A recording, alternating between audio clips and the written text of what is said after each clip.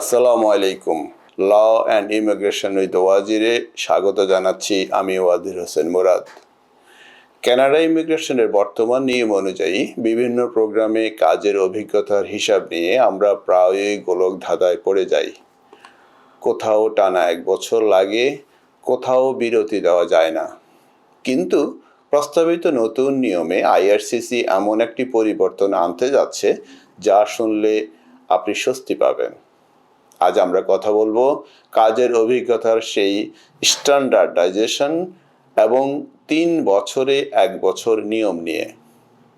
আপনাদের জানাতে চাই, প্রস্তাবিত এই পরিবর্তনের সবচেয়ে বড় দিক হলো সহজীকরণ। প্রথমত, এখন থেকে এফএসডব্লিউ বা সিইসি সব প্রোগ্রামের জন্য অভিজ্ঞতার মেয়াদ একই করার পরিকল্পনা করা হচ্ছে, অর্থাৎ নিয়ম হবে একটি। দ্বিতীয়ত, সবচেয়ে বড় ধামাকা হলো আপনি গত 3 বছরের মধ্যে যে কোনো 1 বছর কাজ করলেই আবেদনের যোগ্য হতে পারবেন। আগে যেমন টানা কাজ করার বা নির্দিষ্ট সময়ের বাধ্যবাধকতা ছিল, সেটি এখন অনেক শিথিল হয়ে যাচ্ছে।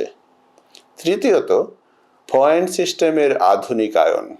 সরকার এখন শুধু কত বছর কাজ করছেন তা দেখবে না, বরং আপনার কাজের ধরন এবং বেতনের উপর ভিত্তি করে পয়েন্টের রদবদল আনবে। ফলে হাই স্কিল প্রফেশনালরা আগের চেয়ে বেশি বেনিফিট পাবেন। তাই আপনি যদি দেশে বা বিদেশে দক্ষ কোনো পেশায় গত 3 বছরের মধ্যে মাত্র 1 বছরও যুক্ত থাকেন, তবে আপনার জন্য এক্সপ্রেস এন্ট্রির দরজা আরও চড়া হতে যাচ্ছে।